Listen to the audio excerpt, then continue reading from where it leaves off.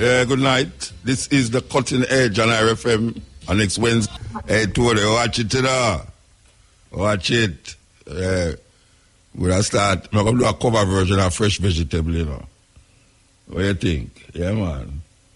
All right. So, I start out with my bridge with them. Yeah, two of my bridge in them, you know, but you have an album. We introduced an album a couple of weeks ago named Havana to Kingston, featuring Sly and Robbie. I want you look my brethren. Alright, sir. Believe you me. Bongo man, you know, man. Give thanks. Give thanks being here. You know, we hear them say Africa has split. I mean, seriously split. On the east side. And them say in the next 500 years, Africa going to be two different continents or two different landmass. Yeah, you know that there is an argument about South America.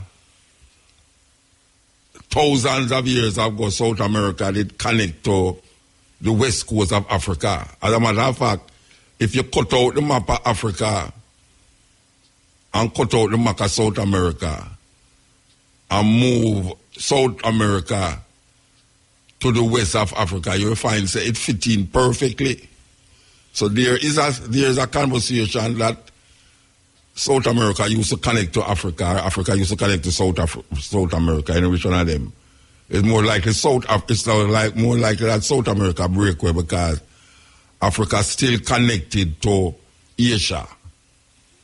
It's a man-made thing that divide Asia from Africa, and that is the Suez Canal. That was man-made. But, you know, them say Egypt or Kemet is where the Ethiopians them end up in and a lot of the things them that is attributed to the Egyptians was structured and organized by the Ethiopians. And that a lot of the building them in Egypt in those times was not built by any slaves. There's no record of slaves building anything in Egypt. So this story about the Israelites was 400 years in Egypt, and them was building with straw and this and that. The only place you find that story is in the Bible. Only place. Historically, people say it never happened. Historically, people say it never happened. So it's a lot of things we need to revise by going Sankofa. And we know that a lot of the African traditions on the West Coast move from northeastern Africa. But the argument, which is really a very profound argument right now, is that people actually started in different parts of the world and they were not coming from one source. That is a thing that is happening. Well, it's a long time the reasoning about still that the idea that the African give birth to all the races.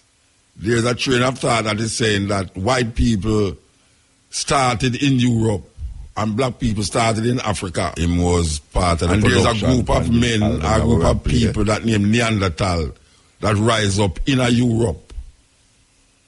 And them claims say die out, but they actually did mix with the next group and bring forth the Europeans. Well, heap of theory. But the reality is that there is a group of people right now that is devastated for years, and it's trying to reclaim their former glory. Their former glory is Africa and being African. And now we say that rising force is really rising, even though it don't look certain way, but it's rising. It is rising. A lot of the slaves are being freed. And when we say being freed from them thinking and behavior. And we know say we're not fighting a endless fight, and we're not fighting something to lose. Because we are confident, according to Emperor Haile Selassie I, we are confident in the victory of good over evil. We are confident in the victory of good over evil. The race is not for the swift, nor the battle for the strong, but is who can endure to the end. And technically, black people who are in this part of the world not supposed to still there. The atrocity that was placed on us, we're not supposed to still there, but we're there still, and we'll be there. We'll be here forever. So all the genocide and all the disease and all the this and the that with them place in our part, it have to move. Yes, when I and I come, it have to move. But we'll continue the journey because it's an African thing. And nobody now steer away from it. It's an African thing. And that we are work with enough people. It's an African thing. Yeah, man. All we want to hear what them want to say. It's an African thing we are work with. Because Africa, for Africans, those at home and those abroad, we want you to know that non-apologetically. When we say Africa, we are saying it from the top of our heart to the sole of our foot. Nothing change we part. We're going too far. We're going too far for go turn around right now. No, sir. We're not turn around. Where we turn and go? No, man. That'll be a serious thing if we reach us so now I go turn around. And yet you'll have man who come this far and turn around too. Yeah, man. You'll have man this far who turn around, seriously turn around. But we're there to stay. That we have to tell the people them. And even though sometimes it look terrible that we keep saying this and keep saying that, and it look like the people them now listen, we know say it will reach someone. It will reach somewhere. And we are confident that it's reaching. Yeah, man, if it never did reach one there, so. It's true it will reach over there, so. So why you think so there so long attack? You think say IRFM are idiot? Them know say the program is still a shot. With all these years behind, it's still a shot. It's not like them want to take it off or them want to switch it from somewhere to the next or put it in a position where nobody now hear it. No, it's there from years now and it's going to there again until we decide say we not do it again. I just saw it go. You understand? So, we are confident that the liberation for Africa will be won. The liberation for Africa is a must, is a given. When I say it with no water in our mouth, we are saying it with confidence. Marcus Garvey said it. And we are a product of Marcus Garvey philosophy. We are Marcus' children, as where Burning Spear say. And we're not stupid. Because them want to think stupid, but we're not stupid. Them want to think stupid. This is the cutting edge. Yes, cutting edge. Why you let my brethren Babandi, you know? Yes, my brethren. I got you. I love you. So they say me I play some tune by my brethren them tonight, you know. Not only them, but we have to select ones and ones who mean a lot to it. You know, them brethren there and Baba and these one of them and they who mean a lot to it. So why you love Baba and this? African thing, this is the cutting edge. I do not like it, my telephone no, because that's what I work with on a program. It's African thing. Of course it's African thing. What else could it be? What else could it be but an African thing? The major reasons why millions of Africans live below the poverty line is our belief that magic wands will suddenly mint money for us. How many cups of mustard seeds did Mark Zuckerberg eat that made him an instant billionaire? How many bottles of anointing oil did Jeff Bezos drink that turned him into an overnight owner of Amazon? Some people spend weeks on the mountain praying for financial breakthrough without knowing what to do to be rich. They just want to be rich anyhow. It doesn't work that way. This is how potential billionaires pray. Dear Lord, Nigeria has an electricity problem. Our roads are death traps. Healthcare system is in shambles.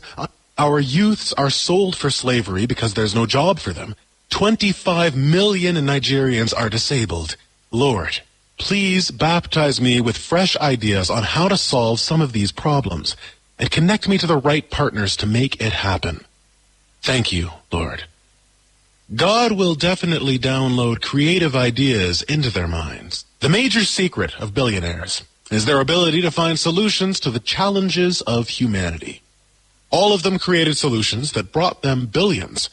Presently, Bill Gates is spending millions of dollars in search of renewable energy.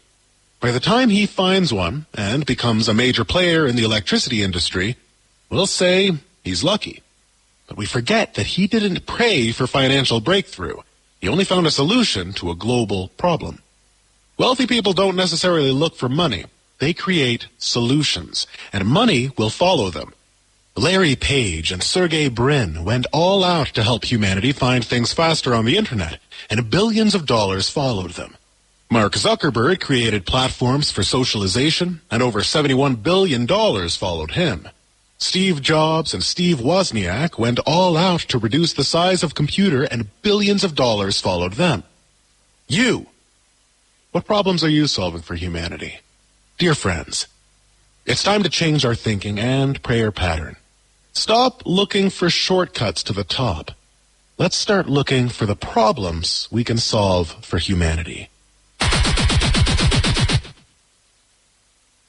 I don't think hell exists. I happen to believe in life after death, but I don't think it's got a thing to do with reward and punishment. Religion is always in the control business. And that's something people don't really understand. It's in the guilt-producing control business. And if you have heaven as a place where you're rewarded for your goodness and hell as a place where you're punished for your evil, then you sort of have control of the population. And so they create this fiery place, which has quite literally scared the hell out of a lot of people throughout Christian history. Mm-hmm. And it's part of a control tactic. But wait a minute, you're saying that hell, the idea of a place under the earth or somewhere where you're tormented for an eternity, is actually an invention of the church? I think the church fired its furnaces hotter than anybody else. But I think there's a sense in most religious life of reward and punishment in some form. The church doesn't like for people to grow up, because you can't control grown-ups. That's why we talk about being born again. When you're born again, you're still a child. The people don't need to be born again. They need to grow up. They need to accept their responsibility for themselves and the world.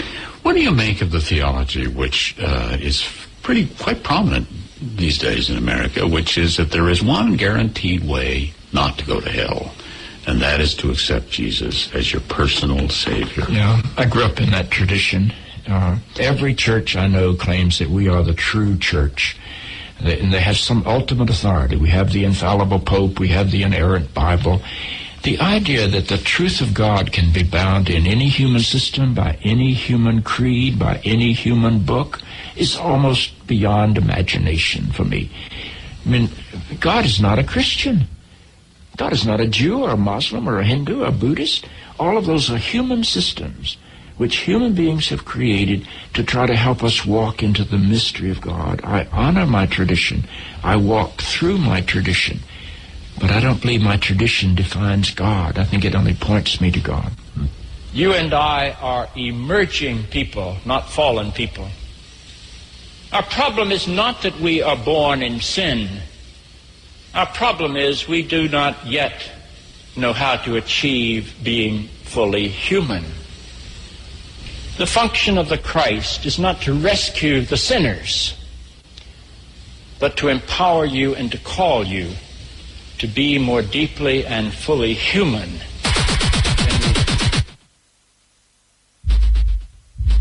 Truer words were never spoken.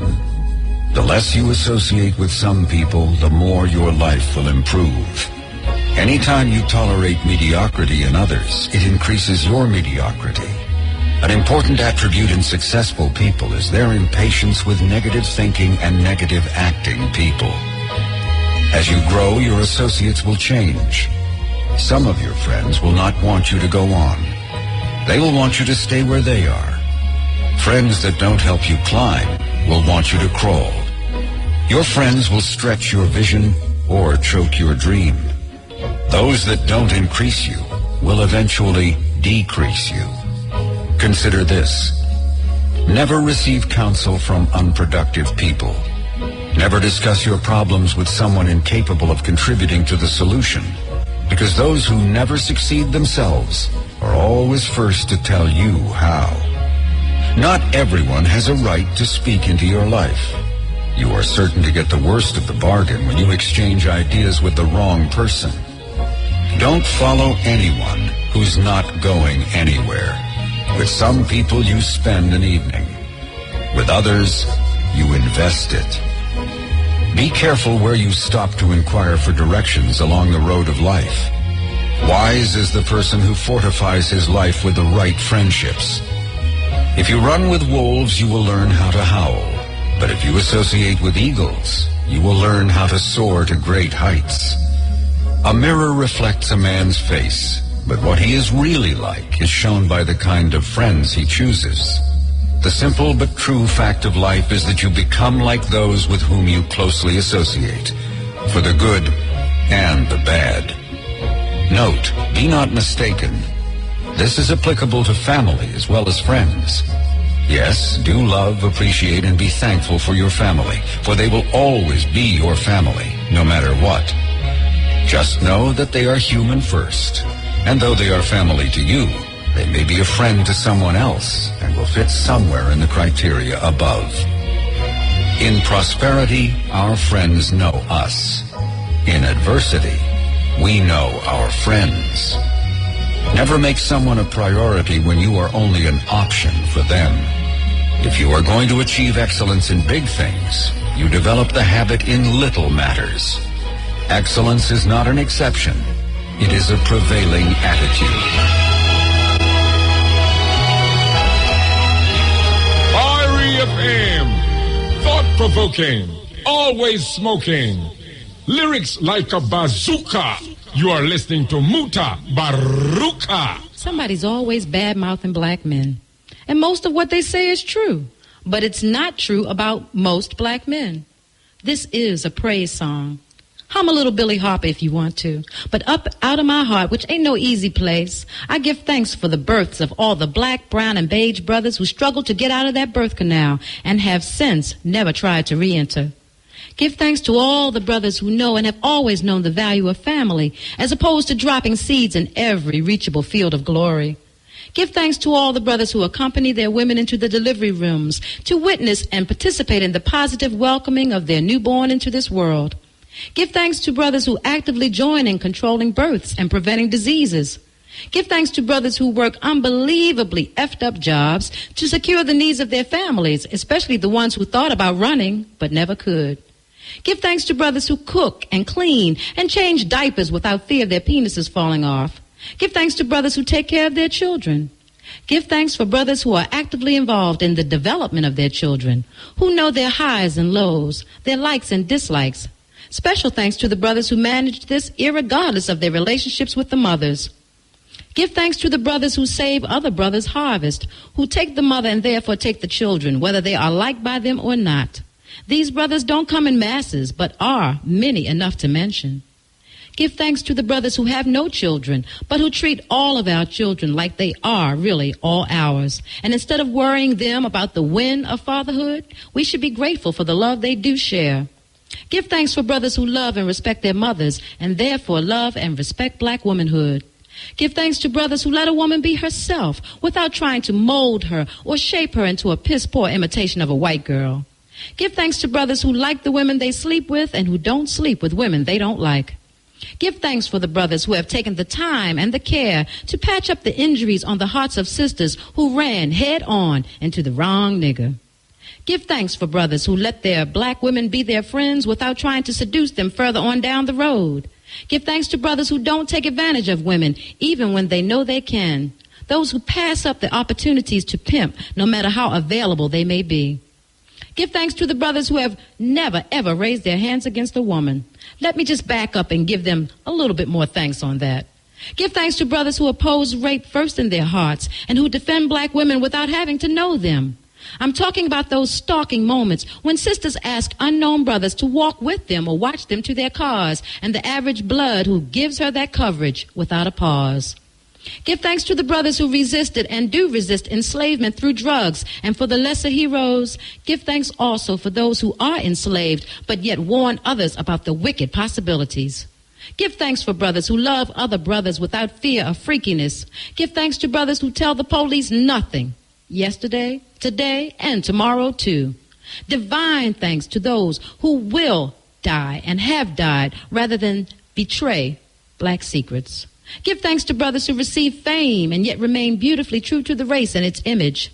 Give thanks for the brothers who are self-employed and the inspiration they give us all as we struggle to be self-reliant. And give everlasting thanks to any and all brothers who have paid the extravagant cost of being brothers, no matter how high the bill. REFM, thought-provoking, always smoking, lyrics like a bazooka. You are listening to Mutabaruka. Yes, cutting edge. Africa we are work with, you know. Yes, Africa we are work with. House music, local style, style still, you can't fire to do it. Here we go again. Grace Jones, remember Grace Jones was in the studio earlier in the year. This is the cutting edge on RFM. When we come forward, we're going to take some call. Yes, we're going to take some call. It's 12 o'clock. 1 minute to 12, really. We're going to take some call. Africa we are deal with. We not stop say that. In all the madness we are going, in all the dreariness, and all the look bad and look when I look good, Africa we are work with. So the time now is 12 o'clock. Don't know how much o'clock it is in your area, but in my area at 12 o'clock. Yes. Yale. Mota. Alright. Well, you know, I'm on number one and I take so long to call me. I think to the board that full up. No, we did I gauge it like, you know? Yeah. What I go on, Virgin. Hey, you know, why I don't know what the problem. Maybe they are area and you will have a mind on the same thing. You know, say me will call tonight, you see? Mm-hmm. Because you see that you tell it upon the bus, dangling. Yes. Me hear him a reason with Jenny the other day. Yeah. And I say me will call Muta and beg him request 2 songs for him. You know, you play one already. Yeah, but we play him that. I play him last week Thursday too. Oh yeah, well, you know, so Thursday I'm not listening to it. Yeah, man, I play him last week. Okay, because me love 2 music I say me no request are the Paper Soldier and the Nappy Head. Yeah, me play the Paper Soldier a while ago. Yeah, me hear that. You know, I say look man that. Oh, them I play tonight, so I'm saying me still. I never know you know them young junior man. I want them man, because they were there. Me like how you broad, you know. Me like how you broad, you know. When me hear him first, me that one I say, you know, when you hear the voice, I say, but I'm not Junior gang that. One like a Mali, eh? Yeah, I say, but I'm not. Me say, somebody have to listen to see who, you know, and then, you know, and me Jenny, I said to him, say, but my youth, how you get all this name, a dangling. Your thing not dangle. When I think a dangle, just hang out there. Hang out. Your thing not dangle. And the name say, I must name D angling, doing angling. Yeah. Yeah. I'm just dangling. Yeah. But I'm notice. Well, I don't know, big, but me that thing say the fifth gun, where them call Cinco de Mayo for some part of Mexico there. To the war battle of Mexico there, where them fight and free from the French, running the French them. And the fifth, but me know here Jamaica say nothing about it. When we celebrate His Majesty's return to Ethiopia. Yes. But well, if we hear I hear them and think about that too, and if the rest of them, they never hear that. Yeah. You know, but then again with Jamaica. Tell me about the one where you talk about the Mexican thing now. No, I think of them the Mexican them in America, in the US, they them celebrate that the Mexican community them, but down in Mexico they don't really celebrate it so much. Down I want what they call a place there. Oh, it's a migrant thing. Place down there. Yeah, the thing is them did fight a battle against the French them. You know, a small amount of them defeat the French. But you don't number them by about 5-1, I think, you know, but them anyway them they defeat the French. And them kinda so the French and disappear from them cause the Spanish and the English is kinda easy for them, but the French and dip on them, pressure them. You know. But I worry, which one I look at on them they big down there so still them celebrate it, you know, I think. But there's some remember Cinco de Mayo, you know, the FIFA and then I say but at the same time too history Columbus, most people when they think about Columbus come on so they think of 1492. And I realize that 1494 in reach Jamaica. Right, and the fifth of May we come down a St. Ann down there so. And then call the Santa Gloria. Whatever. Well, the people don't know, say, he used to go to Africa upon the Portuguese ship, them. Okay. When them take out the African, them and carry them to Portugal. You know? So, where you still don't watch here, man? Yeah, man. What they are when me seminar come check you? Yeah. But why that is a daughter from Austria. Okay.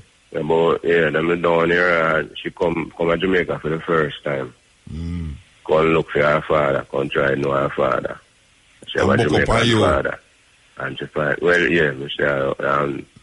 a reason, but I don't know for some reason me just kind of click with her like and when me look me see some tattoo and Nefertiti and thing.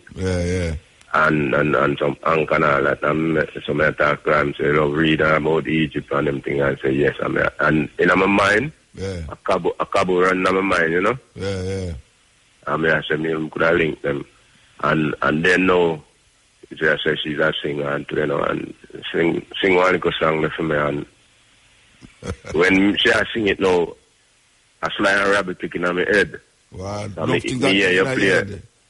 Yeah, me hear you play the Cuba, Africa, Havana to Jamaica, Kingston. The connection, You know, and me say the music, the kind of music them style up there, you know, me say it a fit that girl style of singing, you know. It just when them things that jump in my head, so I see a picture jumping in my head. You know, serendipity kind of thing. Me can, you know, that's an inspiration in how much time, what better, how much lifetime experience and all that. And it just kind of jumped in my head, so me kind of, you know, link. But just when you tell me, say, come down that Thursday, you know, when me go to Bama, I go check her. She got Portland. She reached Portland already, fighting her father. But, you know, when she come back, she left for a little speedy with me. I'll come to her idea and give till. All right. I'm check her out on the YouTube, the name Miss Weirdy. Miss Weirdy? Weirdy. Yeah. Miss Weirdy? But I think to a good song there, you know, and she's so alright to me, but she want guidance and thing. And of course, she want guidance if she name Miss Weirdy. So me. If she name Miss Weirdy, she must want guidance, man. You know, but I'm talking to her, you know, she sound like a Irish daughter. So, but one of them there, I'll come link, man, good thanks, man. But but yeah, make somebody else call and thing. Harry. Big up. I know, say, you see that the interview there last week. Which one? The policeman that again, everybody attacked. Which policeman? Why the police them vex tomorrow? We'll bring them are going to on the program tomorrow. Yeah, they send me a link because somebody lick me because I bridge no news I tell about, you know, and him say, boy, since you talk about moot all the time, get that little link and she just and him flip it to me, you know, because I data up and sent and think beautiful data. Do I know I go on? Why the police, the JCF vex about it, Rasta? They will come on tomorrow for come tell you, say, where they tell you, you know, they there. I hire them to go hire them, man. I tell you that everybody say. Yeah. But hey, what you do? When you tell them, say, I don't know, put no idea on nobody else, but when you tell them, say, because he got a quota already feet and double jeopardy thing. Yeah. Boy, I'm not careful when I talk, but I'm glad he never talk no foolishness. No, man, he never talk against somebody or nothing. Yeah, no, I'm glad he never talk no foolishness, but he make money and go talk no foolishness, but then give no extortion charge. Got different charge, that. Yeah, but they're going to prove it still. Yeah, man. Anyway, give thanks, Richard. Give thanks, yeah, man. Yeah. Take it easy. Yeah, this is the cutting edge. And RFM, I tell you, listen to this. Listen to this. When asked what surprised him most about humanity, the Dalai Lama answered, "We sacrifice our health in order to make wealth. Then we sacrifice our wealth in order to get back our health. We're so anxious about what will happen in the future that we don't enjoy the present. The result being, we don't live in the present or the future. We end up living feeling like we're never going to die, and then die never having truly lived." Ellen Goodman said normal is getting dressed in clothes that you buy for work and driving through traffic in a car that you're still paying for in order to get to the job that you need to pay for the clothes and car and the home that's empty all day just so you can afford to live in it.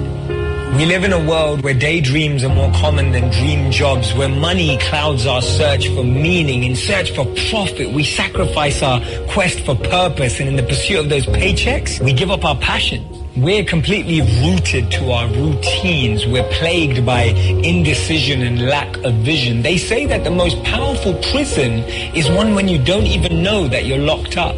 See, the suits are our uniforms, our cufflinks are the handcuffs, our ties are the chains, our boss is like the guard, and well, our cubicles are our cells. And now I know why they call it the glass ceiling, because it shatters our dreams. The only thing we excel at is Microsoft. Now that's a PowerPoint. You know what it's like. We spend the whole day trying to get our work on time, but then spend all of our time thinking about work. We wish our out of office could be permanent. We wish that our inbox would always remain empty. Our LinkedIn resumes are more interesting than our actual jobs. Our profile pictures are the happiest we've been in a long time. We live for the weekend, but then end up feeling weak, clockwork and monotony. But honestly, could Mondays be more meaningful? Could Tuesdays be less torture? Could Wednesdays be more worth it? Could Thursdays be more transformative? Could Fridays be more fulfilling? We count down the next 50 weeks knowing that there's another 50 years. We count down for the next escape knowing that there really isn't one. Because even when we're away from our desks, our minds are still there with the checklists in our heads. We stuff ourselves into our work clothes, then our buses, then the cars, then the trains, and then our offices, only to wait 5 days to live again. And we don't have time to eat dinner together, so we end up eating out of takeaway boxes, not realizing that the TV box takes away from our relationships. We eat on the go, meet on the go, we even sleep on the go, and then wonder why everyone cheats on the go. We're told it's normal to have a 9 to 5. I mean, actually, sorry, it's a 9 to 9. And it's fine if you don't get enough time with the person you love it took you so long to find. It's normal to work late nights for that next holiday. We work 11 months in a row for 1 month of leave with pay. Hey, who came up with that? It's not normal. We have to reclaim our lives because right now we can all barely survive. And because when he comes late home from work, she says, you work so hard for a job that would replace you tomorrow if you drop dead. And he says, I don't have time for this right now. And then she says, nothing ever changes. We force ourselves out of bed to live the same day again and again and call it a life. Imagine this for a moment. What if Oprah listened to her haters and doubters? What if Steve Jobs settled for a real job? What if The Rock never broke through depression? What if Ellen never overcame the bullying? Imagine a world where everyone lived their passion. We'd be better people. We'd be better partners. We'd be better parents. See, I've never seen a strong person with an easy past. We all have a passion. We all have a genius inside us. We have that potential. I know that we've all been in that position, feeling confused and seriously lacking mission, but then I ask myself, at the end of my life, what will I regret? And the answer is clear. The pain of regret far outweighs the pain of risk. So next time you're going through challenges, just remember this. A winner is just a loser who tried one more time. All you need is one person to say yes. One moment can change everything. There are decades when nothing happens, and there are days where decades happen. A year from now, you will have wished you started today. Yes, this is the cutting edge. EL? Greetings, Muta. Hi. Greetings, beloved. Yeah, man, blessed man. Yeah, man. Talking about this full subject already, Muta, and I feel it every part of my spirit. To call it tonight and kind of, keep it in the forefront. All right. Because I come home from the works and here you talk about the continent, the homeland. And I say that you are dealing and that we are dealing with straight up. My point that I'm making to you, Muta, and to everyone listening, that is a global land acquisition that is taking place. It's all over the world. Jamaica, America, wherever, the continent. And we know what's going on the continent right now with the Chinese and, the Americans, all of the Europeans and all of these people. And displace our people from the land. And Papa Marcus said, a people without a land or without no land have no power. They are like serfs and beggars. Is what I'm saying. But what I'm saying, to get this land, they're using all kind of tactic, Muta. Right? Taxation, destabilization, a lot of the killings and all of that type of stuff that's going on, like on the continent and even in Jamaica, right on the rocks there, so. It is my opinion that a lot of these killing that is going on and destabilization that is going on in Jamaica and Africa is being influenced and financed and funded by external forces. Is what I'm saying. So I'm just telling my people to wake up and realize what's going on. The enemy is waging war against us. Is what I'm saying. A case in point is a lady. People send me a lot of stuff. I send to you too and share with everybody. A lady that so-called built a dream house in St. Elizabeth and was murdered. And now somebody sent me something today again about a Mr. Walker in St. Mary that was brutally stabbed and killed. They killed an 80-year-old one in a St. Thomas today too. All right. Yes, I heard that too, because I listen to Highway, I subscribe, so I listen to all the news and everything. Let me tell you something, man. It upset my spirit, Muta, bad. I may bring this to your attention and to everyone, and I'll call Sister Cabo and I'll call radio station in Atlanta and talk about it. 3 brothers come at the shop today, and I reason, and I guess I'm more mature now, because normally I run them from my place. You know what I say? 2 continental African and 1 Jamaican come from Antigua Bay. I never hear so much madness and foolishness in all my life. They might talk about Kanye and all these type of stuff, and I say, but really? Kanye, what I'm saying? Kanye West? No, just the amount of madness when we hear come out of black people mouth. No, where you them talk about? I mean, I know how many around them. No, where them that talk about? Where say them that talk about? Them talk about Kanye and them talk about what going on in the world. Kanye West, it's like a black and white thing, and all kind of. But one of them. No, EL. May I ask you which Kanye them talk about? Kanye West? Yes. Oh, I don't may ask if a Kanye West them talk about. And they talk about a whole part of garbage thing. They talk about. You see me again? And it just hurt my heart and my spirit to see the type of stuff. Well, what I'm saying though, the point that I really want to make, and the land acquisition, like Sister Kabu said, you know, settlement colonialism that are going on in Africa right now, that are going on everywhere, all in Jamaica right now. But the thing that really hurt my spirit, why I brought up the one in St. Elizabeth and the one in St. Mary, which I didn't know about until somebody said it to me today, right, is that people right here, I'm connecting to that motor, listen to me good, people right here all the time, we have this discussion, right, people right here, I better come at the shop the other day from Pembroke Hall, I talk about in now go back to Jamaica, go live, because them people, them tell us, and them are going to kill you, and them are going to this, and them are going to that. I'm saying to you that there's external forces. You know, see no Chinese that get killed. You know, see no Caucasian people that get, you know, see no Arab, no Indian, no Pakistan. We are cannibalized each other. So I'm wondering, I'm just saying, Muta, is somebody paying our people to massacre and butcher each other so that people like us, they can't stop me. Because I actually was born in Africa and St. Thomas me come from. I have Marcus Garvey picnic. Is the man say, them can't stop me from coming on my yard. They draw the correlation from the fear they know you from Atlanta to Jamaica straight. It's almost $1,000 right now in the summer. So they might use economics, they might use violence, they might destabilize the country, they might bring in the guns and the drugs, the nasty food and everything. They might try everything to take care of our planet Earth, Rasta. And we are here then a bit the enemy. It's what I'm saying. So in relationship to killing, when they say people then we need to pay attention to this type of killing. Who are the people then to kill these people? Are these crimes are being solved? Who is behind it? Is it my dealing? Yeah, man.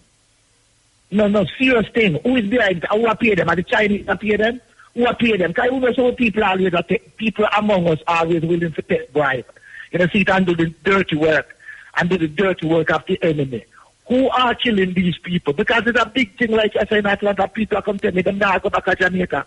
Them don't know what to do, them bewildered. Because if they go to Jamaica, they are going to get killed. They are going to get murdered. People want to come home, come and invest. Who are doing these things? While Chinese and Indians and Pakistanis and Spanish people and all kind of people have come to Jamaica and invest, and nobody now hurt them. What is going on? Are we not paying attention to what's going on? Muta, tell me, Rasta, tell me.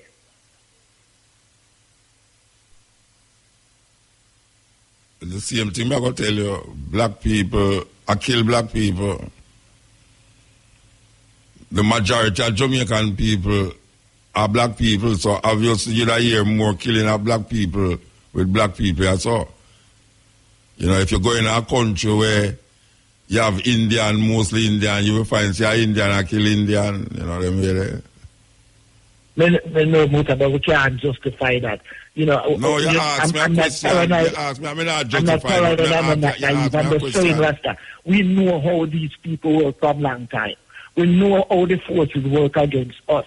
Yeah. Destabilization is one of the biggest, one of the most potent weapons.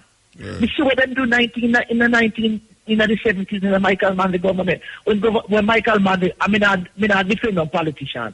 Michael said, eat what you plant and plant what you eat.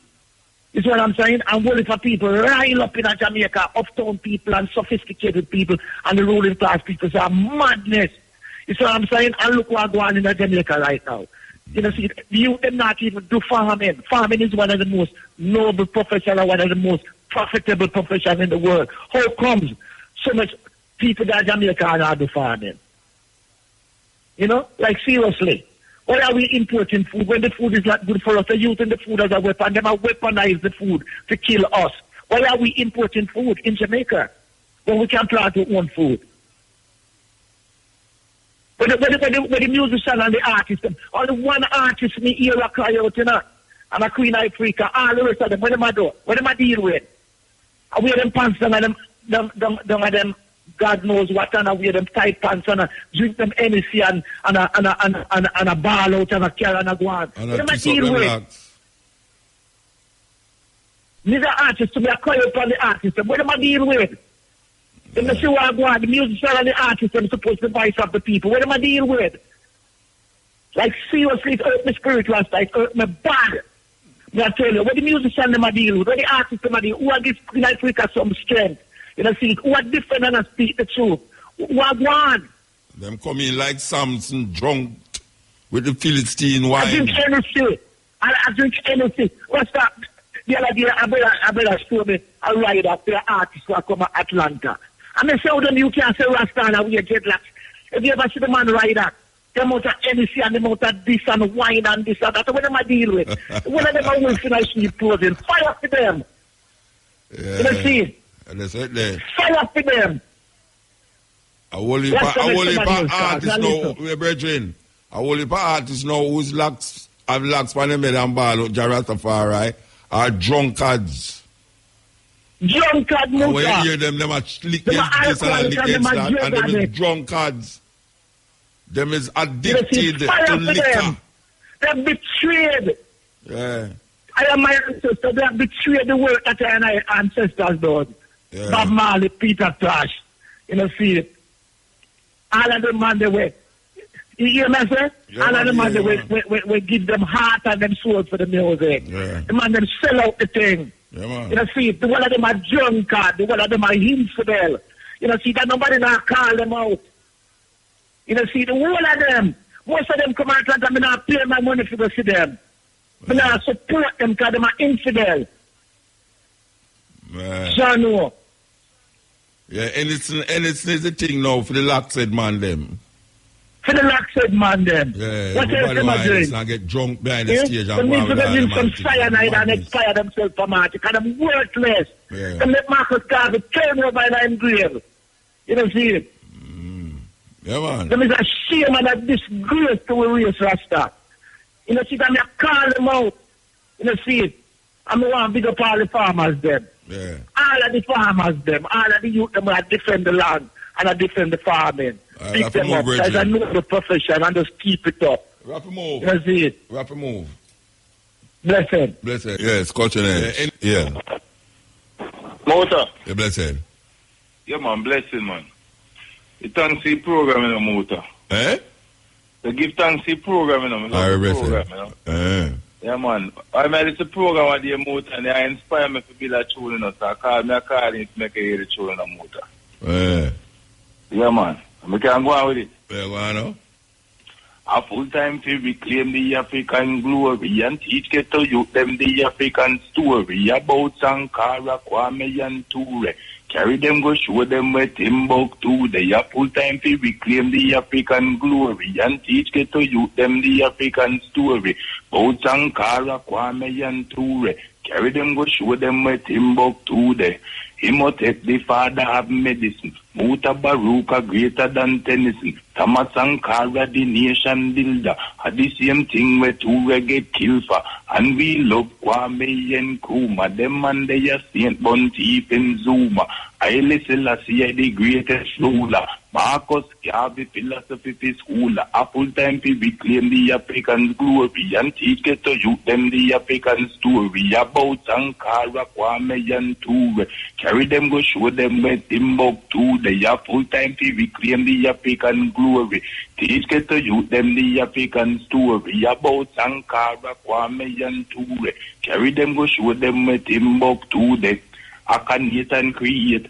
God and eternity, Mansa Musa, Billy First University, ancient Kemet was the start of modernity. So none of them are greater than the Nubian fraternity. Selassie and my daddy, so go check the paternity. Africa, my mother, cause she gave the whole earth to me. Dirty Babylon, them would never gave a shirt to me. Tea Papa land and give the Bible and the church to we. Proclaim the African glory.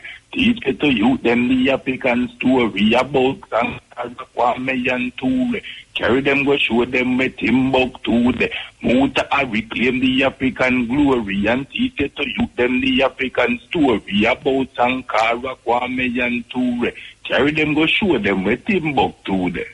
Nice. Yes, Muta. No nice, love man. and respect. I'm big up Kabut in a Muta. Yeah, man. That's nice, Bridget. Not tell the truth. It's nice. It's nice. Yeah, man. Give thanks, Muta. Yes, the Bridget. Yeah, me love it. Man, say, man, listen to Coach and it's inspired. And that's what I talk about. Yes, Coach and yeah. Muta. Yeah, blessed. Yeah, man. Blessing, man. You thanks for the program, you know, Muta. Eh? To give thanks to the program, you know. Yeah, man. I mean, it's a program with the Muta, and they inspire me to build a tune, you know, so I call it to make a hear the tune, you know, Muta. Yeah, man. I can go on with it. Yeah, go on now. A full-time to reclaim the African glory and teach get to you them the African story about Sankara, Kwame and Ture. Carry them, go show them with Timbuktu. They are full-time to reclaim the African glory and teach get to you them the African story about Sankara, Kwame and Ture. Carry them, go show them with Timbuktu. Imhotep, the father of medicine. Mutabaruka, greater than Tennyson. Thomas Sankara, the nation builder. Had the same thing where Ture get killed for. And we love Kwame and Kuma. Them and they are Saint Bonteep and Zuma. Haile Selassie, the greatest ruler. Marcus Garvey, philosophy schooler. A full-time to reclaim the African glory and teach it to you them the African story about Sankara, Kwame and Ture. Carry them, go show them with Timbuktu. They are full-time to reclaim the African glory. Teach it to you them the African story about Sankara, Kwame and Ture. Carry them, go show them with Timbuktu. They akanate and create. God and eternity, Mansa Musa, Billy First University, ancient Kemet was the start of modernity. So none of them are greater than the Nubian fraternity. Selassie, my daddy, so go check the paternity. Africa, my mother, cause she gave the whole earth to me. Dirty Babylon, them would never gave a shirt to me. Tea, Papa Land, and give the Bible and the church to we. Proclaim the African glory. Teach it to you, them the African story about Kwame and Ture. Carry them, go show them with Timbuktu. Muta reclaim the African glory and teach it to you them the African story about Sankara, Kwame and Ture. Carry them, go show them with Timbuktu. Nice. Yes, Muta. No nice, love man. and respect. I'm big up Kabut in a Muta. Yeah, man. That's nice, Bridget. Not tell the truth. It's nice. It's nice. Yeah, man. Give thanks, Muta. Yes, the Bridget. Yeah, me love it. Man, say, man, listen to Coach and it's inspired. And that's what I talk about. Hail Muta. Blessed man, Lingo. Yeah, man. That's it. We love the delivery of the lyrics by the brethren there a while ago, man. The lyrics, them area, the delivery, you know? Yeah, man. It sounds good, man. Yeah, as him say, inspired by the program, the Cutting Edge, which, you know, them kind of vibes there, you know, we need and thing. And also the brethren, Atlanta, Georgia, in the US there, I talk about the destabilization, because it is destabilization because the spate of killings of so many of our people in Jamaica, both who never travel and those who have returned home to invest and you know improve things economically in our country, is destabilizing, you know. I mean, the majority of Jamaica, the population, 90% is African, but the spate of killings of Africans in Jamaica, man, is at epidemic levels now, and it is destabilizing. You know, the terror regime, and the result of it is most negative for our people in Jamaica, because you know it breaks them confidence and trust and that type of thing to see that kind of situation. And I'm talking about enough of them artists with weird dreadlocks and them kind of thing there. It's some fraud them for true. What if for them and them know themselves and people know them. All this Hennessy thing. Are true. I mean, when you check Hennessy was founded by an Irish guy named Richard Hennessy, right? 253 years ago. And now it's headquartered in France. in the Cognac region and thing. And when they are promoting NEC, all of them songs and Red Bull and them kind of business, they're promoting foreign products to make foreigners, Europeans, richer and richer. They're not promoting products made in Jamaica to build up the economy of Jamaica. Because one of the reasons, the main reason why our exchange rate is so much, almost $200 to the pound, 170 than the average and thing, is because the more people crave for products from abroad, is so them currency is devalued. Because that is how it is, because you have to find the foreign currency to buy the products because they are coming from abroad. But if you produce, if you consume what you produce, which is Marcus Garvey, thing of self-reliance, not Michael Manley, it's Marcus Garvey, self-reliance thing, right? And as Marcus Garvey Jr. used to say, we must eat what we produce. Then we wouldn't have this foreign exchange rate problem that we have, where our currency is so much to the English pound, for example. Hold on. The whole self-reliance thing. I want to go forward to the artist thing there. You see, I can tell you something. It's the first time when you hear about a Rasta there on tour, you see my search for which part the nearest Ital food shop there. Or even Jamaican food, really. Because some man, I don't lick him. Because if a man say, boy, I'm a Jamaican, I look for a Jamaican food, he want ackee and salt, fish and all them there. Rasta still. But no, you see now, you have a whole heap of man where I can, you see the way the virgin just say a while ago about where you look at them rider, the amount of anything where them want backstage and the amount of wine where them want backstage. I say, but wait, I Rasta them, I'm supposed to be Rasta them that, Yes, it's true. When some you big, look on the right, big so-called man Rasta, we have seen some ratty tune out there in a regiment. When you hear them singing, you feel that them are one of the 12 disciples, them in a Rasta. And when you check them rider, I know where I talk about. Because me too. Because the riders are the things them where you want when you're on tour. Yeah, but we know the promoter them. I can tell you something. This is the promoter them. Some of the promoter them, when we see them a foreigner, them say, Muta. Ex-artists are why artists come here. I thought he was a Rasta. I didn't know Rastas drink all these things, man. If you see what they all order behind the stage, it's ridiculous. We got to go and buy all these innocents and these wine, this and that. I thought these people was like wanted juices. I pack up the backstage with a lot of juices. And when I go backstage, none of the juices. The juices is still there. yes, because them are a Rasta, them are rascals. Rascals. Just wear the locks and go up on stage and shout out Ja Rastafari, Selassie.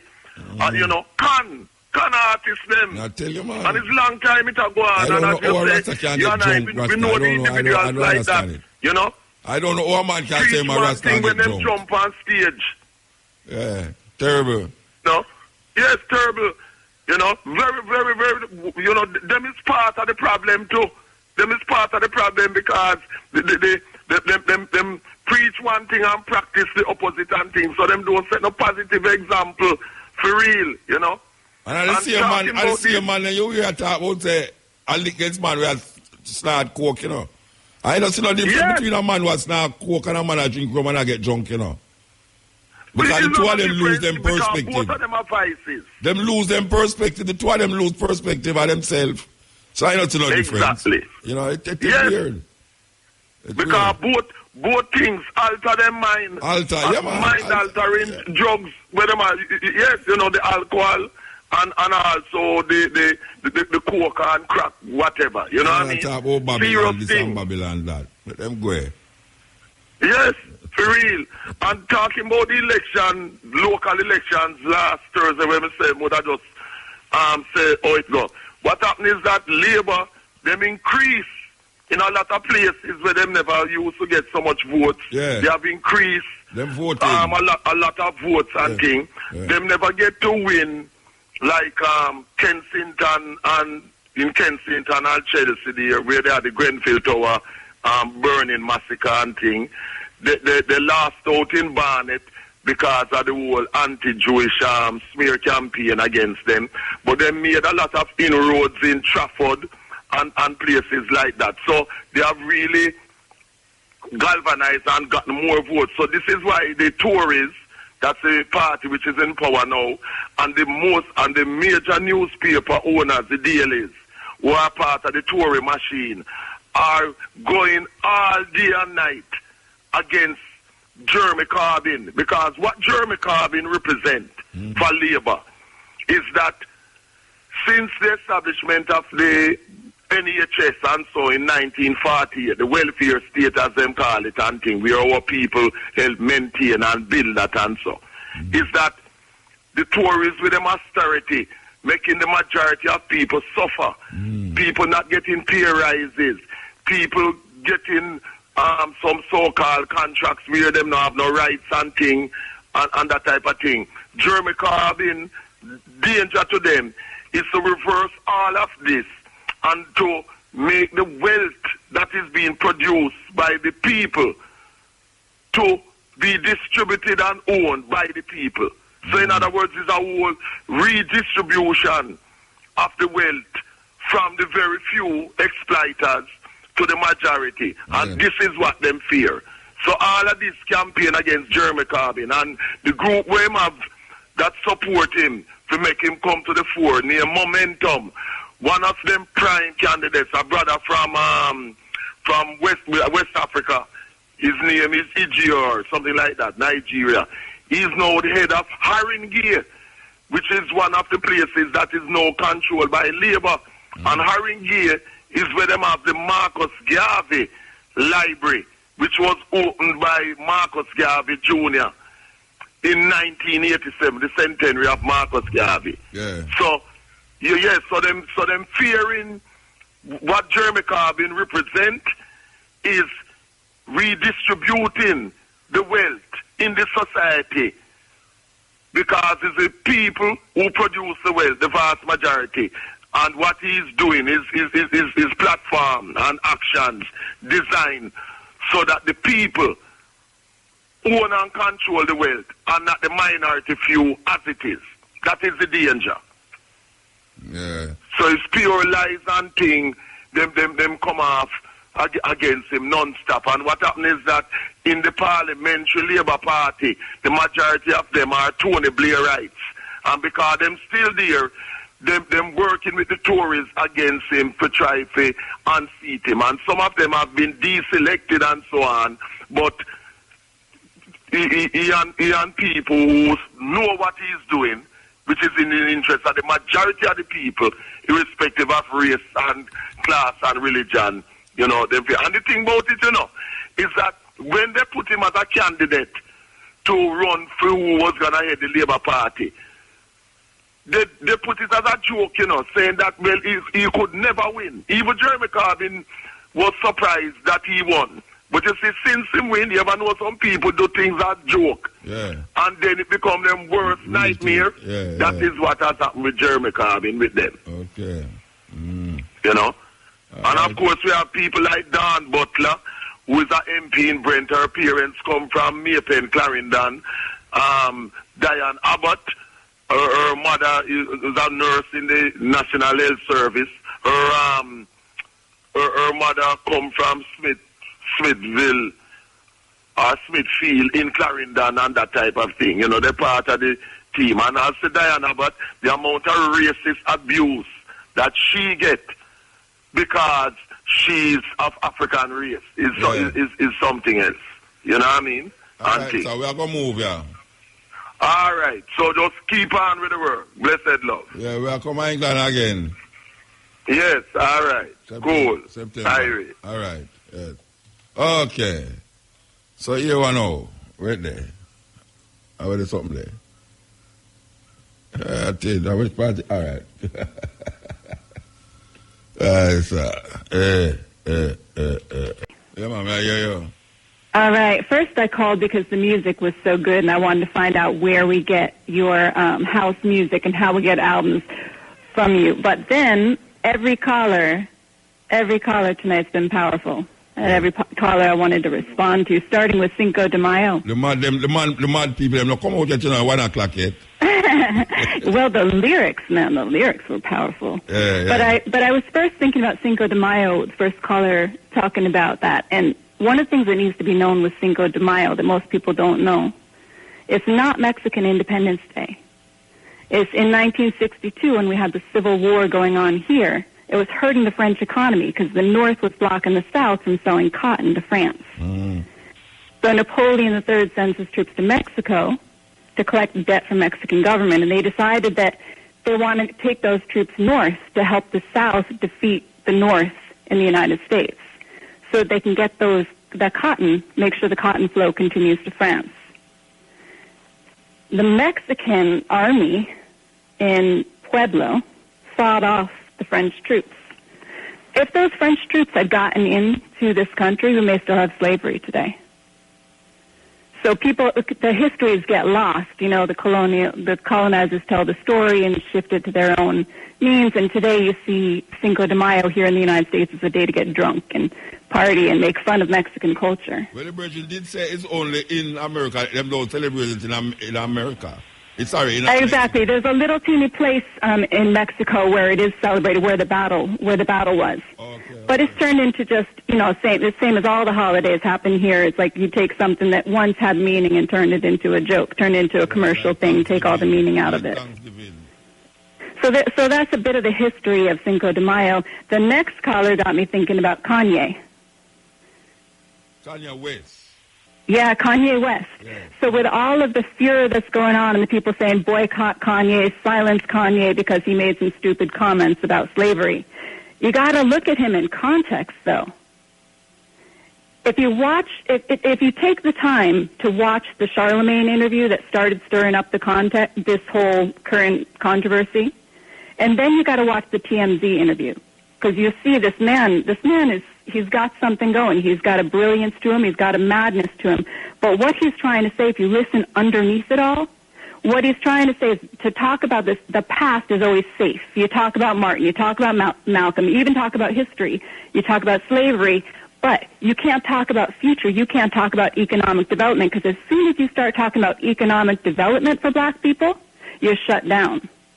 Whether you're Martin, with the Poor People's Army saying we got to unite on a class basis, or you're Malcolm saying we got to take this into an international African empowerment movement, that's when each of them were killed, when they started talking about economic development and international alliance.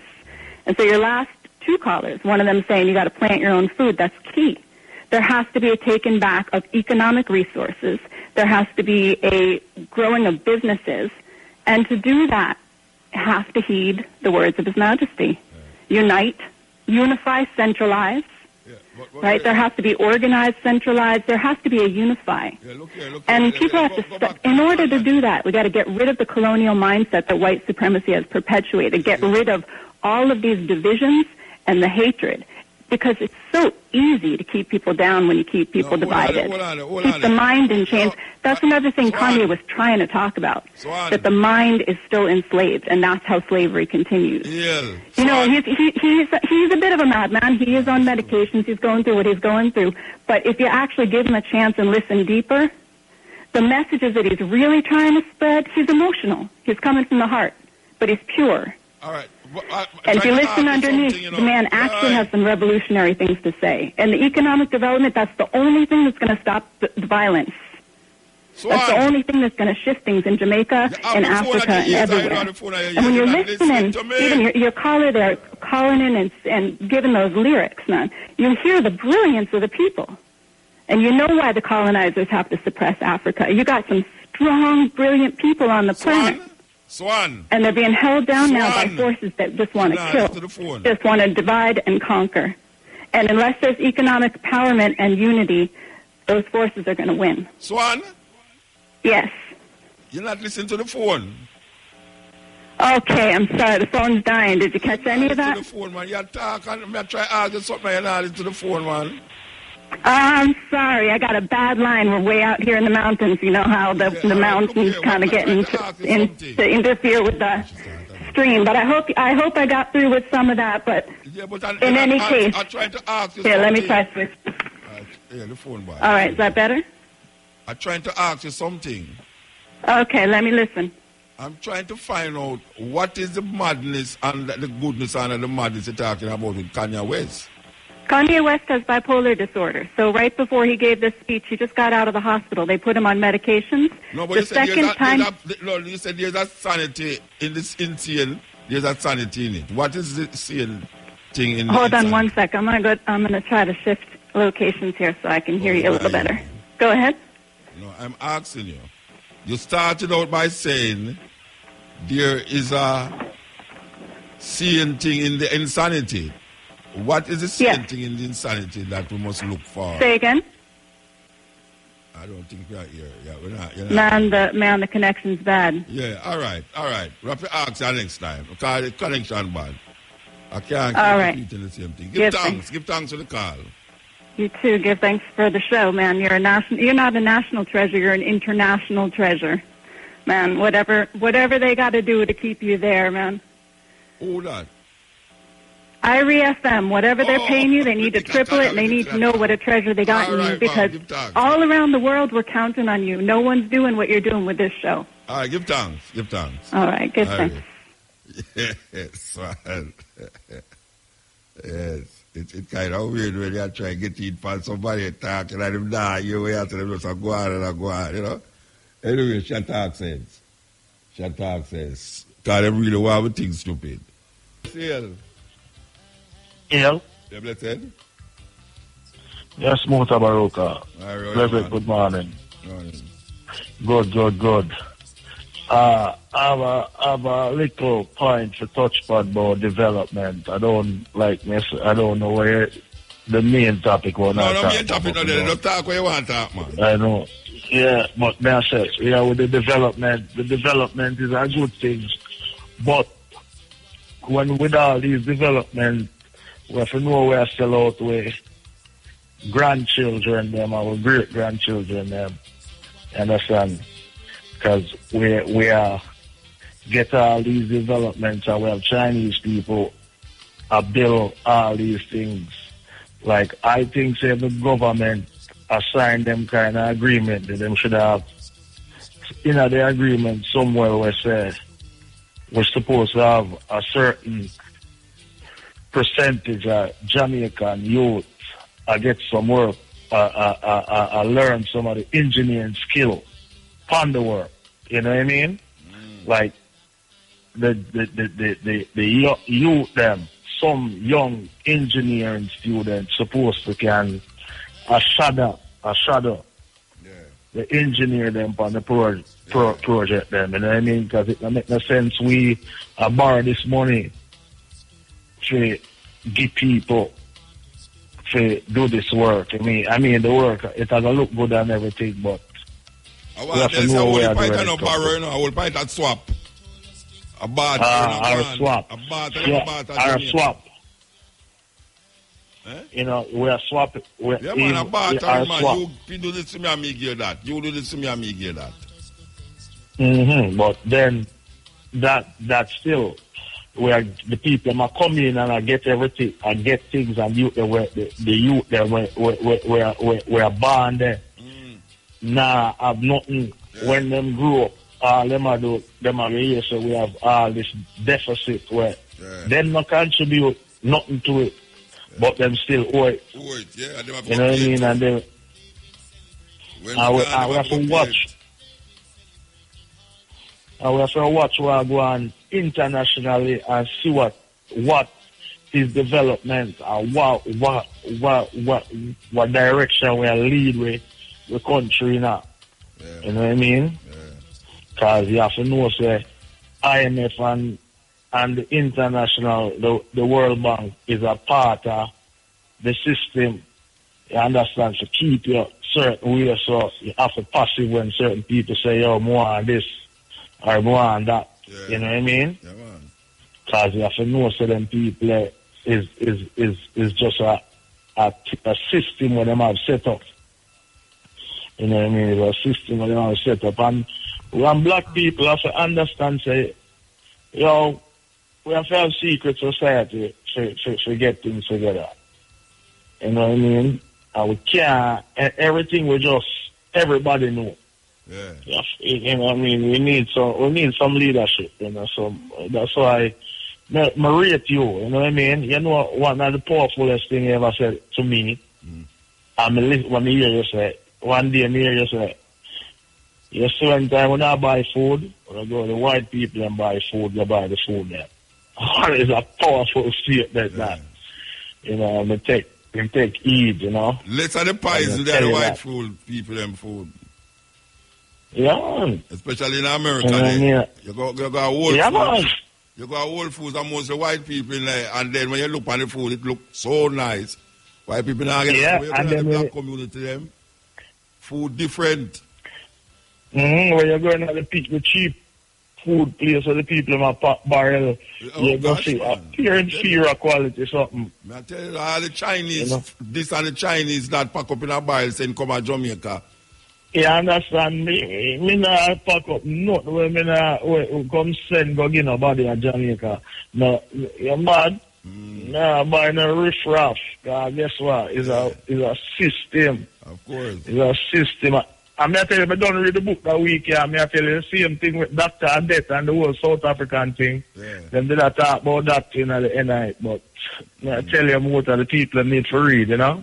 Yeah. Read and understand. Yeah. Read, you know, and like me I say, Motor, I like how the man them in the East Kingston, I just keep the thing and I say, big up my friend them, I love my friend them, I love my friend them out there in East Kingston. You know, Fireball, Gator, Angel, Arville, you know, also from New York, you know. Yeah. And you know, we're just there go and do things. So bless up yourself, Mutabaruka. Every time. Yes, sir. Because he's an asset. Yes. Bless up.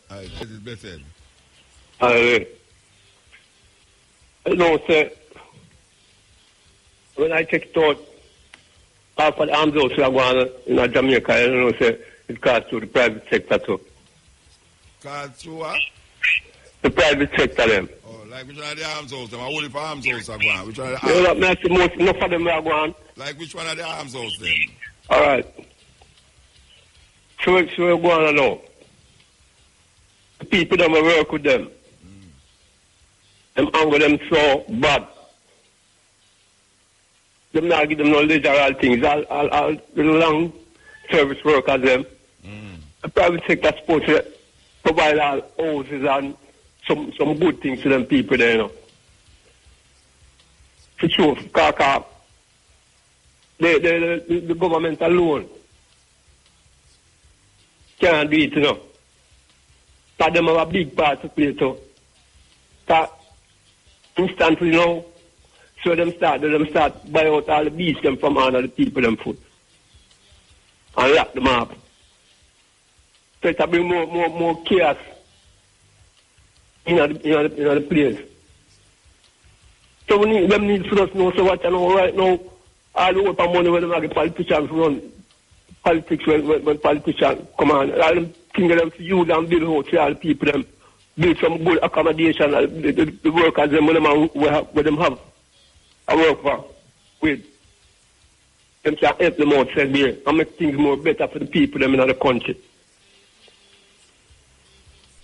So them still all of the private way and I'm going like to them belly and going like to them not doing something. All of my help put to fire too. Putting them can cool out certain things and I know so right now the people them anger them better. Cause more time go someplace and see some people anger the workers them around them, you know. Them anger them like them a dirt, like a slavery business said here. Like how you have to bow down to Bucky Martha and Mrs. and all them things that said here, you know. Them things gonna change yet, you know. Them gonna remodel it around, you know. So we need to understand them things and people that will work with them to need to stand up for them right and make no look people who have them look money and them look change. Push them around like that. Because right now African people have to overcome this system and no care what go on, no care what have to overcome the system, you know. So you see when we overcome for them picnic, what am I gonna tell them say? How am I gonna feel when them realize that boy for them parents was to enslave poor people because them find themselves in some material position. What am I gonna do? How am I gonna manage? How am I gonna feel within the thing? No, no.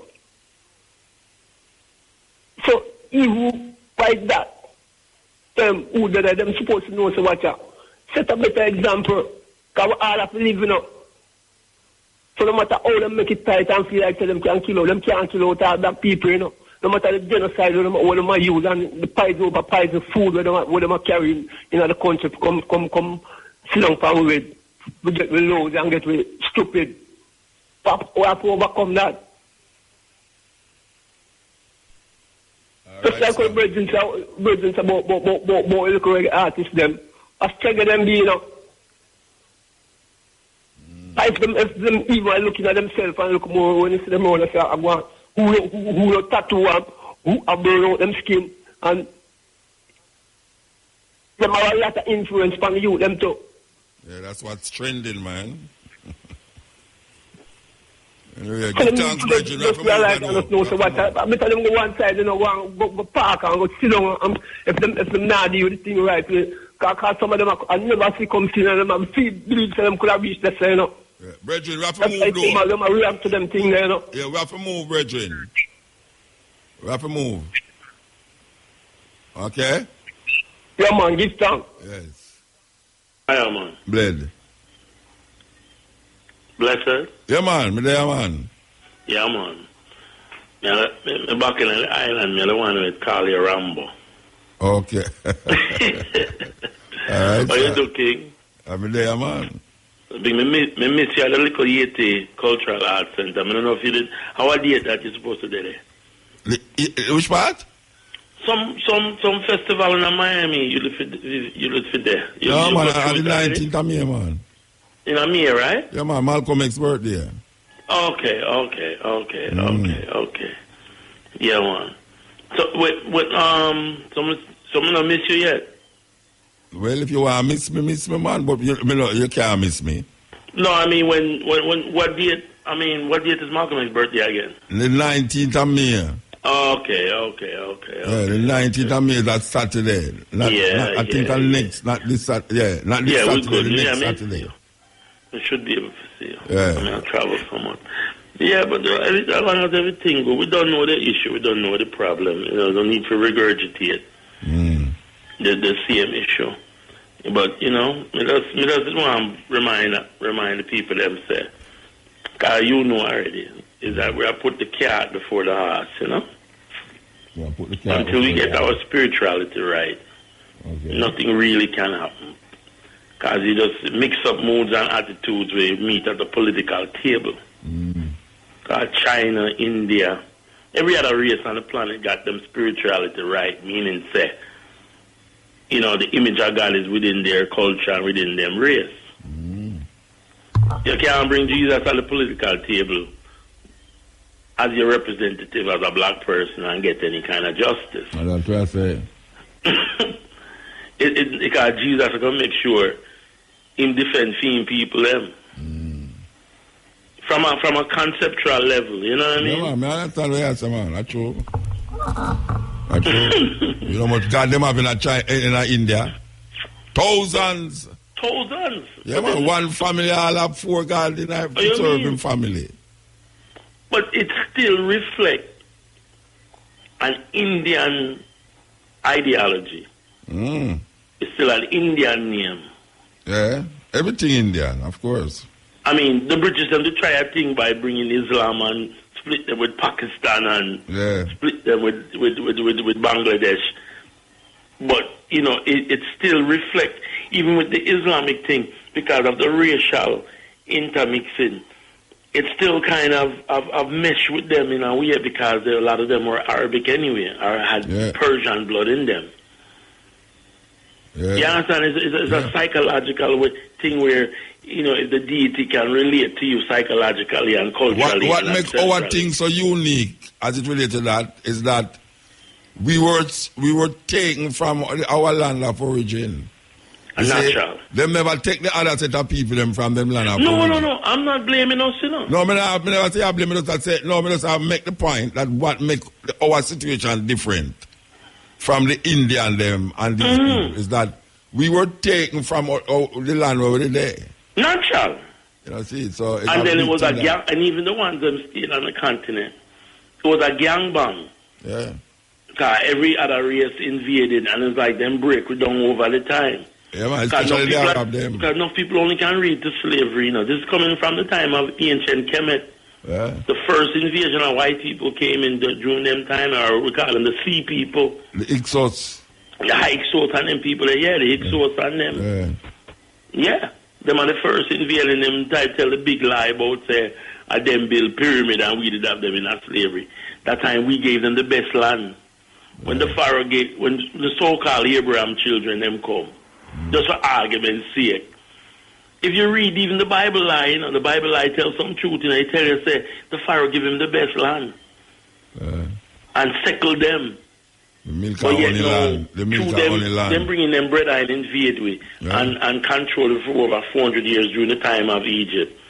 Them write the narrative like say we are the one who had them enslaved. So that's why some black people, even some Rasta said dusty Egypt. And we talked about that before. Yeah, a joke business. And Babylon. Them talk about really Babylon like it's a wicked place more than Israel right now. And Israel where we used to bury we dead. Yeah, you know, you see the thing with it now is that most Rasta would have more take up for Israel, even in this modern time, yeah. Yeah, you know, say Bob Marley's son big up Israel. Yeah, I'm saying my Jew now. But wait, let me say something. The most Rasta would have take up for Israel because he might look on the Bible narrative and see himself in the Bible narrative and call himself Israel. Yes, my lord. So now, because the Bible narrative now, him want to claim Israel status, him now look on Babylon as the demonic status. Not realizing, say, we should have really more relate to Babylon in the context of how history go, rather than Israel. Can we go there and build Babylon? Yeah, Babylon have one of the 7 wonders of the world, hanging gardens. And Babylon, the history of Babylon, more near to the, what you call the Sumerian. Yes. And all these people, you know what I mean? Mesopotamia, it tells to the African them went terrible when you know all city. these things and the people them just blind to it. What they don't understand, there was no Israel before Abraham Pitney them coming up. Yeah, but nobody no name Israel. The land where them depend on no Israel land. I know Israel. The name of Israel is Isis Ra'el. Yeah. The unification of 2 different tribes. It's a mixed multitude. Yeah, well, terrible. It's terrible. It's so much. We need to get into the depths of what really happened to us, you know. You see the problem with that now, even within the Rasta vibe, because Rasta me have to look upon you now, it's going to take long before a Rasta can stop say Babylon and this and Egypt and that and all them something. Long. Yes, and that's all right. And we supposed to be the vanguard. Yes. The heights of culture. Yeah. So if we not really correct, or we're going to expect the so-called man, I talk about go down in Egypt and Egypt have we in a bandage and all them. In a bandage. Egypt. You know why me call after one, because me part of the Madman crew, because me in the Bobo tradition, and me I try to teach my people them in a Bobo shanty for years. Yeah. Not to dusty Egypt.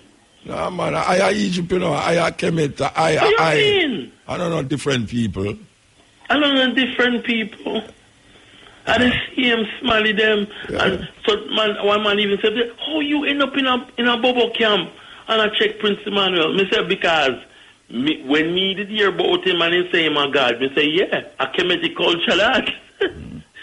That's why when me forward, and when me first reason Prince Emmanuel said, boy, you know you're correct. Yeah. But then people they see me, but the people them in the house they see me as Jesus, you know, so those go along with that. And we just try to keep the unity. But me I try to show them that they're my God. Yeah, that's it, go. You understand? Me I try to show them that they're my God, because when me gone, them have to see themselves as God to continue this thing. A man Rasta. If teaching never work because them still did that depend on Jesus. Because after him gone, them a look for him to rise. Continuously seek for Jesus. Even the man them want to Haile Selassie Jesus. The whole heap of the Rasta them talk about Haile Selassie Jesus. It's a madness. Jesus. Because it can't help the situation if you continue to look on this great man, where's an Ethiopian man, and I put him with some mythical figure now where you try to bring to life. Exactly.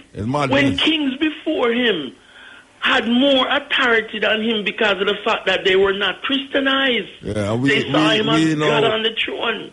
We must evolve. Enough of the kings and queens before him. He didn't have a Jesus narrative where he was just sitting there waiting for Jesus to come and take the throne.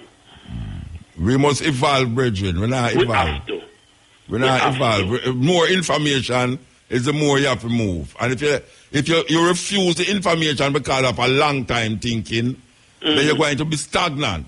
King, me and my 40s, you know, I'm from when you about, from when me about 19, 20, me see a reason, them madman reasoning here, you know. What you mean, man? And I tell the brother, I don't know, say him a Rambo, you know, in there by himself with this, you know. He will fight a battle by himself, but guess what? From them time there, when me I watch it on Ian Boyne, enough one still, it may not be, that's why me realize me can't just look upon Rasta as just the dreadlocks one them.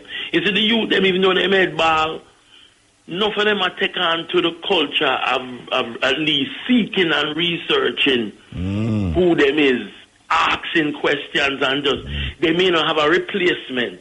But at least enough of them I say, you know, the Jesus thing the right to them. I don't know where me I go, but me now go with this or something, yeah. You have to replace it for yourself, man. Yeah, man. Yeah, man. We have to move, brethren, because keep up the work. Program like it's love. a day program. Bless. All right. Yes, cutting edge. Yell. What? Yell. Hello? Yes. Muta. Yeah, man, blessed. Hey, Muta. Is your nurse from Fort Lauderdale? The nurse from Fort Lauderdale. The one who they compare to Michael Jackson? The one who did what? That compared you to Michael Jackson? Yeah. That's I the one. Yeah.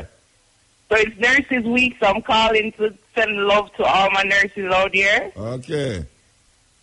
And they also set us up because it's also Teachers Week, so I don't know who for plan that was. Yeah, well, it's also Child's Month. Oh, my. And it's also Mother's Day this weekend, yeah. We're sharing it with a lot of great people, I guess. May I tell you? Second, I really enjoy listening to the, I think the clip you did on the banking system and the personality traits of the rich and versus poor. Those two really affected me. Oh, you know, say it me I go play now. I'm sorry? Oh, you know, say you have a psychic, you have a far eye. It may have line up enough to play when you don't talk, you know. Oh, my goodness. See, I'm in the school of Mutabaruka, so, you know? Boy, I tell you, say, you have a far eye, man, because me say, as you don't talk to me, go press the key, press the button, you have to play it. Oh, my goodness. Give thanks. And, go ahead. Eh? No. Those two were very good, so it's a good thing that you had to run them again. Right, which other one you say? For rich and poor, which one other one you say? The banking system. Oh, the banking. Oh, yeah, yes. That was very good. You know, other day I was at work and one of my coworkers sent me the clip on the guy who was impersonating the police, and I'm like, you really said that to me? I mean, that was a good one, Musa. That was him supposed to be in a book somewhere. He reminded me of that show, DiCaprio, where he impersonated a doctor, pilot, that same movie, which was a true story. Well, the police them vex, you know. What? Yeah, man, the police them vex. As a matter of fact, we're supposed to have them on the program tomorrow. The JCF, them vex about me, them vex with me, them vex with him, them vex. But, I mean, the average Joe couldn't do that. The man had a lot of inside information, so, I mean, yeah, I don't them say no go so. And them go jail? I don't know. Yeah, well, them are going to tell you say it's a different thing them go jail for. All right, sister. I'm going to play the thing for you, yeah? And the last thing, Muta, you have a caller from New York. He has this infectious laugh. I love that guy so much. And I know, you know who I'm talking. Him always a DJ. Him always a sing. Yes. Him want to sing all the while. Him want to sing. Tell us all that, man. Yeah. It's the same one. Have a good night, Muta. Yeah, give thanks, sister. Give thanks. Yeah, the sister have a far eye. She knows there's this middle of a play. 15 things poor people do that the rich don't. Number 1. Poor people watch a lot of TV. Let me put it this way. To watch reality TV, you're probably poor. It's always amazing how much time poor people waste on meaningless television. It's one of those distractions that grabs you and doesn't let go. If you know which celebrity is dating who, and if you're watching TV shows every week as the episodes come on, if you have a favorite news channel, you're probably watching too much television. Hence why your life is the way it is. Let us explain. Celebrity gossip and buzz offers no value to your life. It only serves the celebrities. Rich people aim to be on TV instead of watching it. You might say, but Alux, I'm watching The Big Bang Theory, which is a really funny show, and it helps me disconnect. That's exactly the issue. You disconnect from your problems instead of dealing with them and getting them out of the way. There are rare occasions where, in the words of John Lennon, time you enjoy wasting is not wasted time. But really think about it. Should sitting inside watching a screen be something you really enjoy doing? Before we move forward to the second thing poor people do, let me explain what we meant by having a favorite news channel. You might say that the only good reason to watch TV is to be aware of what's happening in the world, staying informed. The problem we're seeing with this is that TV stations are always biased in order to fit their own agenda. Instead, use the power of the internet to get a quick glimpse of what the world is like today and move on to do your own thing. Number 2, poor people eat fast food. Health is really important, and many poor people have no interest in knowing what's in their food, what an actual healthy meal should look like, or barely know anything about nutrition. Poor people are blasting their brains with large quantities of sugar and fats with no nutritional value. They are actively ruining their bodies, and as an effect, they cannot perform at 100% of their potential. If you're not healthy, all aspects of your life are directly affected. You'll suffer physically, mentally, professionally, and even romantically. Number 3, poor people buy clothes or products that are on sale. Let me put it this way. The only thing you should buy on sale are stocks. While poor people are looking to conserve or stretch the little that they have, the rich are focused on increasing their incomes. Just think about it. The clothes that end up being on sale are the ones that people who could afford to pay the full price didn't want. By buying clothes on sale, you're just making sure that you're looking exactly like someone who can't afford to pay the full price. Number 4, poor people wake up later than rich people do in their early years. Poor people are often lazier than the rich in the early days. We know that some of you will be bothered a lot by the previous statement, but statistically, it's the truth. Someone who used their youth to grow themselves is a lot less likely to remain poor later on in life. Instead, if you wake up late, don't educate yourself. Waste time on meaningless activities. At one point, you'll find yourself so far behind what the world needs from you that you'll end up miserable. The paradox is that people who do not focus on growth in the early days end up working a lot harder with little success rate later in life just to stay afloat. We've done an entire series on inspiring people on our channel, and almost all of them, Bill Gates, Elon Musk, Warren Buffett, and more, wake up early. You can check the series out in the top right corner. Number 5, poor people are really into sports. The truth is, unless you're a professional athlete or an owner of one of the teams, there's really no reason for you to watch sports. It's the same with television. It's escapism from your current reality. Think of it like this. You're putting yourself in a position where you as an individual have no impact on the outcome of the game. Zero impact.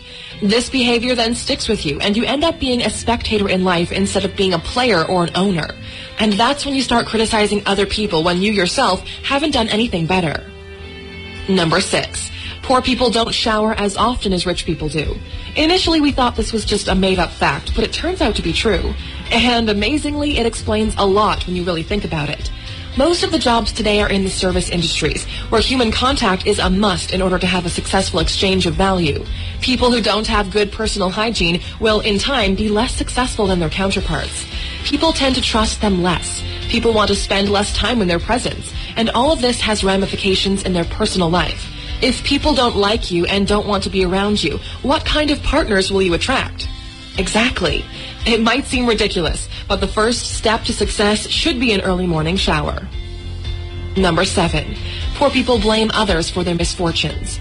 How many people do you know that have some sort of excuse or blame other factors for not being successful yet? There are some things that are out of our control, but 99% of your life is on you. Remember that you are in charge of your life. You are in charge of your relationships. You are in charge of your health. You want these to change? Do something about it. Life is not what happens to us. It's how we react to what happens to us. When something bad happens, the poor choose to victimize themselves, while the rich look into it, study it. They seek to find out what happened, why it happened, and how they can protect from it in the future. While one assumes the position of vulnerable victim, the other uses it as a growing point. Number 8. Poor people have no money saved. One of the differences between poor people and the rich is that the former don't get ready for what's next. Having money put aside allows for growth. Let's say something bad happens. If you have money put aside, the problem is solved and you can resume your life. If you don't and the situation is urgent, what do? You either liquidate an asset like your car, house, etc., or you can take out a loan. For the rich, when the situation is over, they're left in the same position minus the savings. While for someone who's poor, their lifestyle has been dramatically hit or now belongs to the creditor. Now, let's look at the exact opposite. An opportunity arises. Those who have money put aside now have the chance to expand their lives while the other can't afford to take full advantage of this opportunity. That's why the rich are growing richer while the poor are getting poorer. Number 9. Poor people use credit cards or take out loans for useless things. One of the main differences between rich and poor is how they make use of credit. The rule is simple. If you take out a loan to buy something that doesn't generate more money than the loan, don't take it. It's that simple. You should only use credit if what you'll be using it for is an investment. Want to take out a loan for a large TV? Don't. Want a loan to buy that new Supreme gear? Don't. Want to use credit cards to get the new iPhone? Don't. Unless you're flipping the Supreme gear for profit, or you're using your iPhone to develop a new app to grow your business, these items should not be on your credit. Instead, earn the money and then spend it. You'll learn more about this on number 12. Number 10. Poor people tend to have more kids and earlier in life. The truth is, kids are really, really expensive. We all know how fun it is to make them, or at least practice making them. But people get stuck up to this point. They don't think it's true.